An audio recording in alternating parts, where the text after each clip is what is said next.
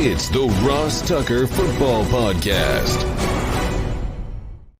Oh, yeah, it is. But it's not just any Ross Tucker Football Podcast. It is oh my gosh, I forget this every year. Every year, I forget what we call the Tuesdays in January after the power rankings are over and before we go to 3 days a week in the off season after the end of the Super Bowl. That is wild. I forget. I think we've done, because I'm going to get to several email questions today.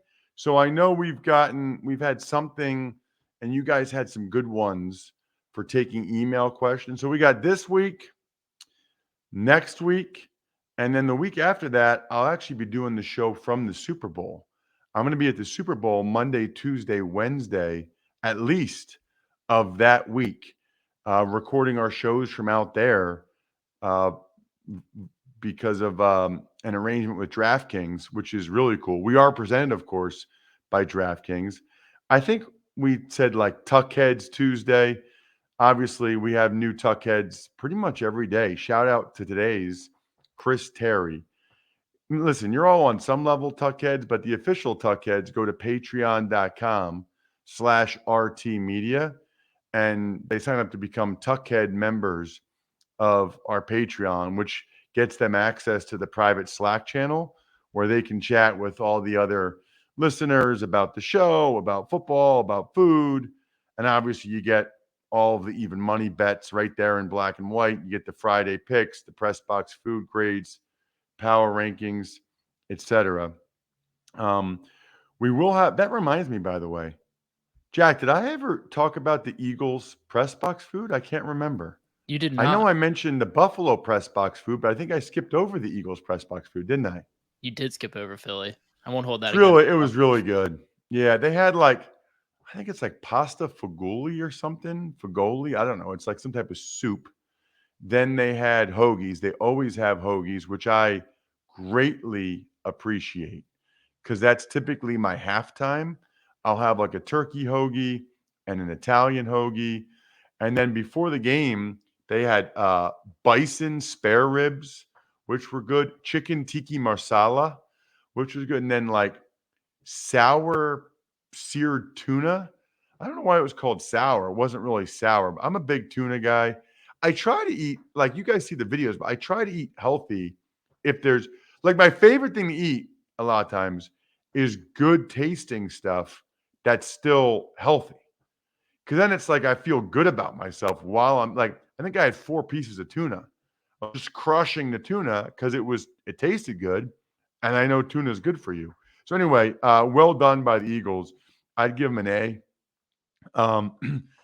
Definitely an A because the cookies were good that they had on the side table.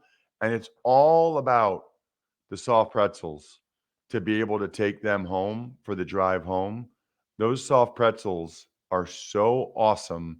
That's a big part of the Philadelphia press box food experience is the Philly pretzels with the spicy mustard.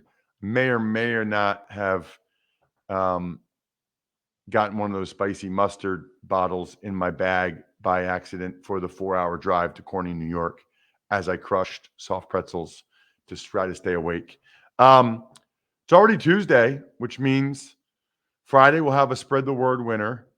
And we're growing those two things pretty quickly. Facebook.com/ or I guess Ross Tucker Pod on Facebook and Ross Tucker NFL on TikTok. So as long as that's working, I think I'll keep picking the spread the word winner from that. Sponsor confirmation email winner. I love that because I love sending you guys a signed press pass. I've got awesome ones.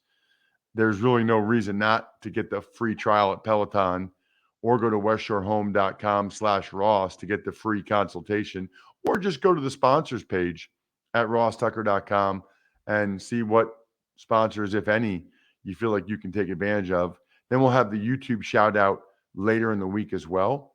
YouTube.com/Ross Tucker NFL. By the way, make sure you listen to the show because you got to know when you're the winner, right? I mean, you got to know when you won so that you can tell me who you want the shout out to be for.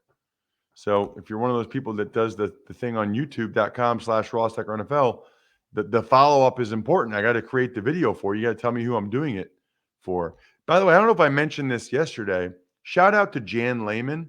He's a diehard Bills fan. Long time, loyal listener. Met me at my car yesterday or Sunday before the Bills game and gave me a couple of delicious desserts, like a carrot cake. And I think the other one's like a tiramisu maybe, and a couple of awesome daddy sodas. Jan, you are the man. Thank you so much. Nothing I like more than getting a chance to see any of you guys in person. It just makes it more real, right? Like right now, I'm in my detached garage in Harrisburg, Pennsylvania, staring into a camera by myself. It just makes it more real when I actually get a chance to meet some of you guys in person. And it was really cool, both the Eagles game and the Bills game, having so many people say hi or that they're big fans, that they listen. That's cool. That's really cool for me. And I'll be on the sideline Sunday for the Eagles game. So hopefully there will be even more of you at that point that will see me on the sideline and say hello. Other than that, Jack, it's Big Show time. The Big Show. All right, Ross, we're doing something new today, talking about the divisional round losers, kind of recapping everything from them for their seasons and whatnot. But this was your segment, so do you want to kind of give your prelude? Well, to it? so 2 weeks ago, we did the after the season ended, we did the power rankings, right? Yeah. And then after the wild card round on Tuesday, we did we went over the Cowboys game the night before, Cowboys Bucks. Thought about getting a guest today, but we'll see. I mean, I'm going to get a guest tomorrow, and we'll have Greg on Thursday. I guess I thought it might be cool to kind of give a lay of the land, so to speak, about how I feel about the divisional round losers, the teams that lost in the divisional round, because I mean they made the final 8, and if you make the final 8, you are a darn good team, and you are very much in the mix, to be going to Super Bowls in subsequent years. So I just thought it was interesting just to talk about the teams and sort of where they go from here. The Jacksonville Jaguars, we'll start with them, Jack. Man, I feel pretty good about them. Okay, ETN's good at running back. Trevor Lawrence was playing better and better. Their wide receiving core, Christian Kirk had a nice year. Marvin Jones was solid. Zay Jones had a really good year. So I don't have the free agent status of all of these guys, but I know like Evan Ingram signed a 1-year deal. So that's something that the Jags need to consider, is bringing him back, because he had a really good, productive year for them. I think their offensive line is solid. I think that there's an argument to be made that there's some potential places to upgrade there. Defensively, I think that they could have some upgrades there as well, like on the back end. But what I think is most interesting maybe about the Jaguars is they're not far away.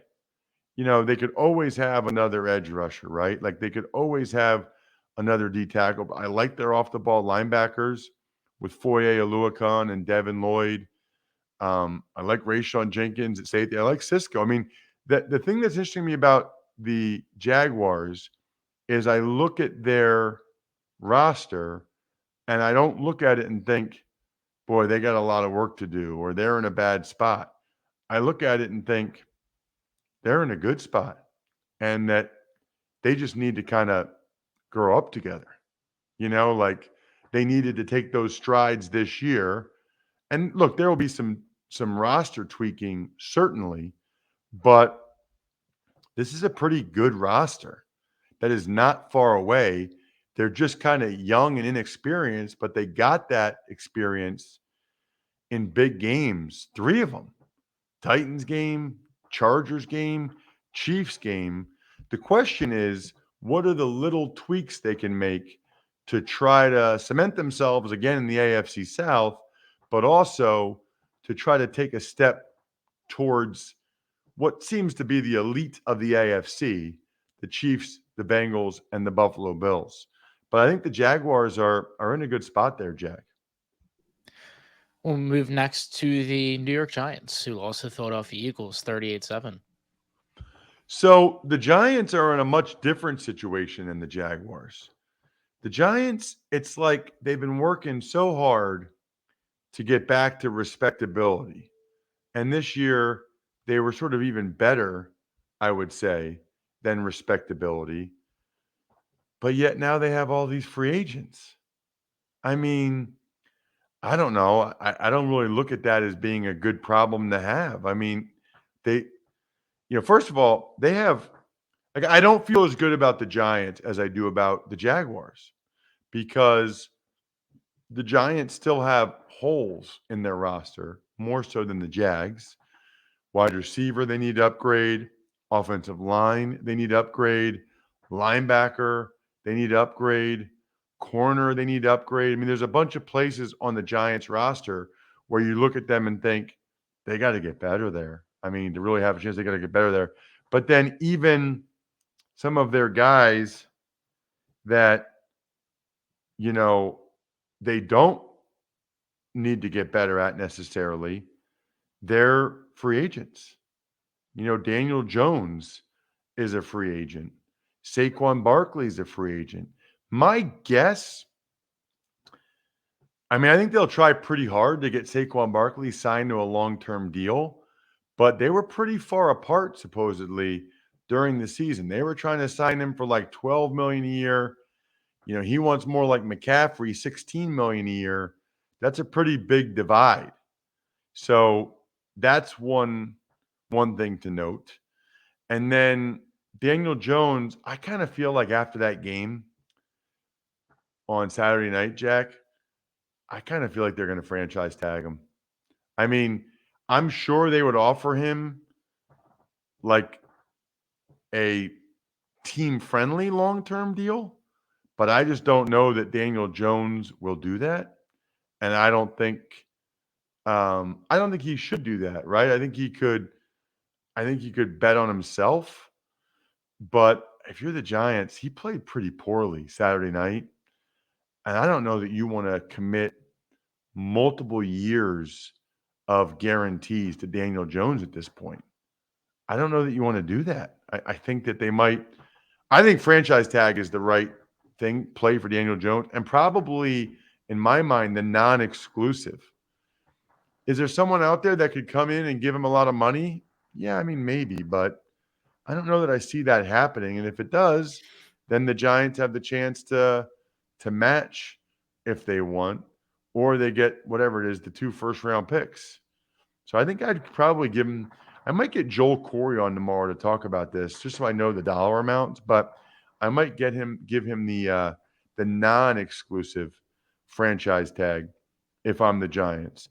But that's my concern with the Giants is they just have a bunch of holes and a bunch of free. Dexter Lawrence wants a new contract, and they better give him one because he was clearly their best player.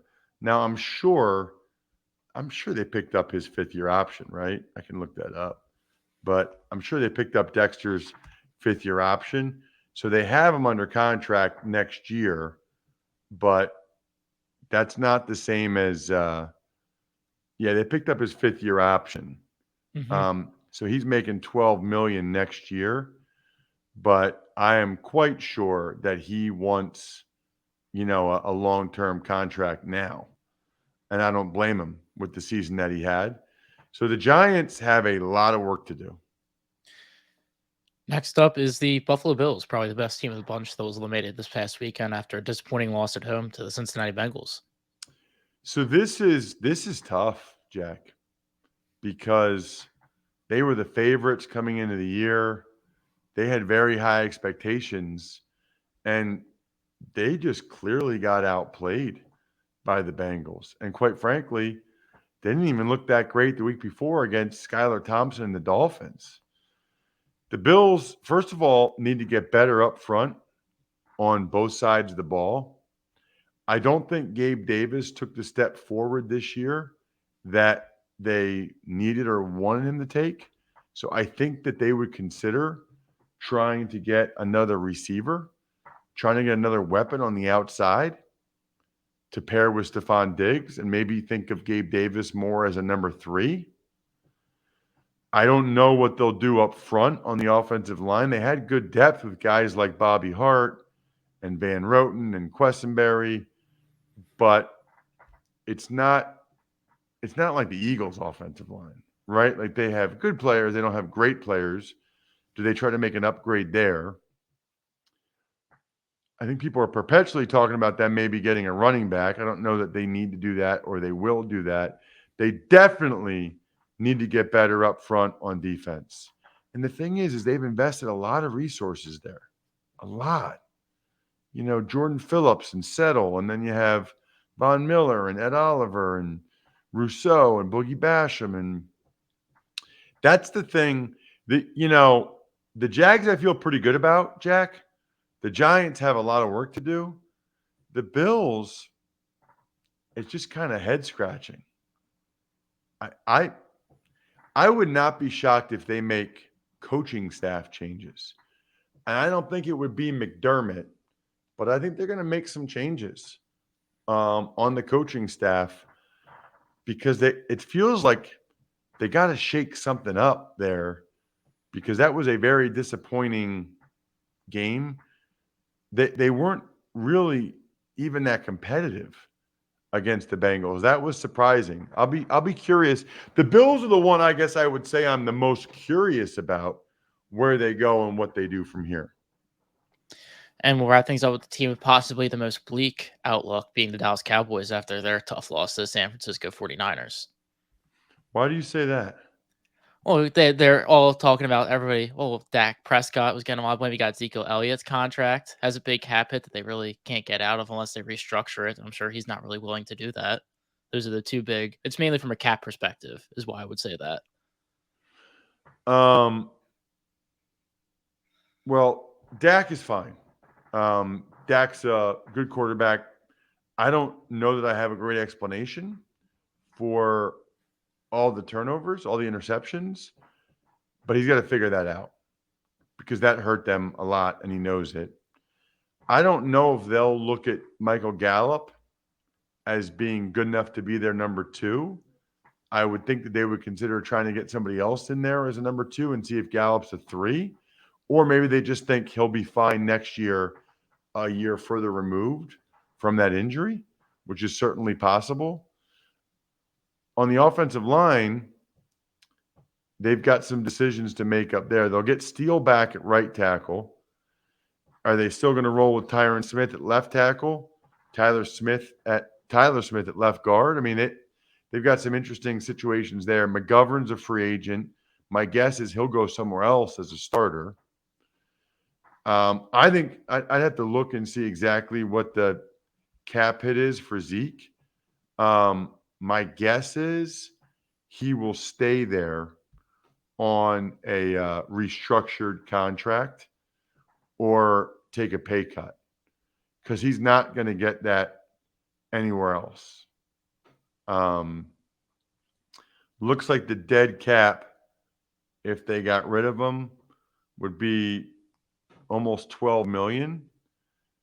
You know, that's not ideal, but that's doable. I mean, the dead cap this for 2022 would have been $30 million.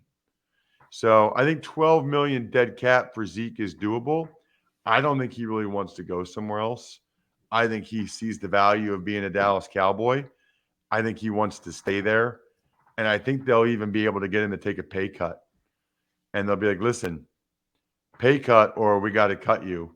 I don't think he wants to try to go somewhere else. No one's going to give him close to that money. So even for him to get a pay cut from the Cowboys from $11 million for this year down to $5 million, I think he would consider that. So the Cowboys are interesting. Defensively, I think they could continue to get better at D tackle and probably at corner are two of the positions I think that they'll look at. But they obviously have a very talented team. it would not have shocked me if they had won the Super Bowl. Here's a problem. Tony Pollard's a free agent. I mean, that is bad. Now, him getting hurt probably actually helps them a little bit, and that might scare some teams off. And maybe they end up franchising Tony Pollard if they can't get him signed to a long-term deal. So I thought that was interesting, Jack. We'll see. We always like your feedback for stuff like that. I mean, theoretically, we should do that for like every team at some point in February, like before free agency, kind of give a post-mortem on all of them. But it's just fresh in my mind because these are all teams in the divisional round. Speaking of fresh, my number one recommendation to any of you, if you are interested in having more success and happiness in life, to work out in the morning. It wakes you up. It gets the endorphins going. It gets you totally prepared mentally and physically to take on the rest of the day. I work out every morning and love it. That's why I don't drink coffee or anything. The best way to start it is with Peloton. So many options. Obviously, all the cycling stuff, but they have treadmills like my wife has, all kinds of classes, yoga. I'm a big yoga guy, strength training. I do some interval training, which I like. The key to me to Peloton is that it fits your lifestyle and your current fitness level. You can get a 10-minute light walk, a 40-minute kill yourself ride, whatever it is, right? Like you can do whatever you want to do or what fits where you're at, whatever music you like they got, and their instructors will motivate you. Even like seeing how your friends do on it, it's cool because you kind of get competitive. Like you want to be better than your friends at it. Try Peloton risk-free with a 30-day home trial. New members only, not available in remote locations. See additional terms at onepeloton.com/home-trial. Let's get to some emails, Jack. Ever wanted to ask an NFL player a question? Well, here's your chance. It's time to Ask Ross. There's a lot of like coaches interviews, and this guy's interviewing the offensive coordinator here. And I don't know, I want feedback on those two things. What did you think of the post-mortem? And do you want me to go over all the interviews and be like, yeah, the Chargers are interviewing Luke Steckel for their offensive coordinator job?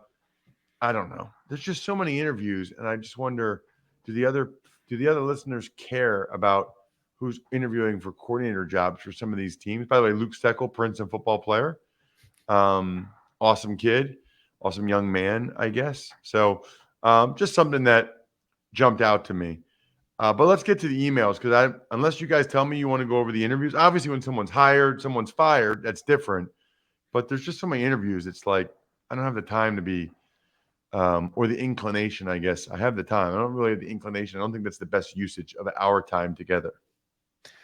All right, we'll start with Robert Pugsley, who says, "Hi, Ross. I watch a lot of football and played Canadian rules for 1 year in high school, defensive safety. I am constantly confused and frustrated by play stoppages and penalties for what seem like silly and unnecessary offensive formation penalties, illegal formation, wide receiver not on the line, illegal shift, etc. Why are there so many silly rules for offensive formations? I'd love to hear you address this on one of your podcasts while I'm drinking a little Black Blue Light. Thanks." Nice, Robert. Like the sponsor drop there in the email question. So that's interesting because I don't know all the rules in Canada. I do know you're allowed to have one guy moving forward at the snap, which is wild. And obviously that guy has a major advantage when he's doing that. But why are there so many? I guess I would disagree with your premise. I don't think they're unnecessary. I think if you didn't have these rules, like there has to be 7 guys on the line of scrimmage, you would start to have like anarchy of where people lined up and how they lined up. And it would it would really lose the structure of the sport a little bit. You know, there's a reason why they have the rules. There's still plenty of room for creativity, but they only want to have one person moving at a time. You know, they don't want offensive linemen downfield when the ball's being thrown. They want to make sure one wide receiver's on the line and then the other ones are off. I don't know what to say other than I disagree with your premise that they're unnecessary. I think, I mean, like Canada has rules. Now, what's different is they have the one guy going forward, but other than that, they have a lot of very similar rules. And the idea is you need to have some structure as to where people line up and what the rules are for where you can line up. It's already, to be honest with you, very, very complicated. Greg talks about it. We talked about it last week with everything going on with all of the Niners and where they line up their 5 eligible receivers. So I think if you didn't have these rules, man, it's already very complicated for defenses to know how to defend some of the formations teams can already get in without giving them less restrictions. Next question is from Pete Stones, who says, Ross, I love your enthusiasm for being a dad. Not just today's show, but you always get across your passion for fatherhood. I have a 16-month-old and genuinely cannot believe the joy she brings to my life on a daily basis. Quick question. Have you ever thought about doing a podcast on fatherhood? Perhaps talking to other parents from around the league and just about their life as a parent. I can highly recommend Parenting Hell. It's made by 2 English comedians, and they interview other famous people who are parents and also share stories of their own. Give it a listen. Take care. Wow. That's interesting, Pete. I guess I would say I am constantly thinking about different podcasts, but kind of hard to start a new one if you don't know you're going to be able to monetize it, or you don't know if it's going to be able to grow an audience that you can monetize it, because you're basically investing a lot of time that might be for nothing. And time is extremely valuable to me. So I just don't really, I'm not looking to, like, I'd rather donate money than donate time, if that makes sense, to like certain causes where if they ask me to come to an event and it's just going to be a big time commitment, I'd rather, make a small donation to the cause than take up that much time.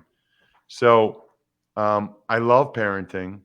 I love being a dad, but I think I'd probably be more likely to start like a food podcast or a beer podcast than a parenting one.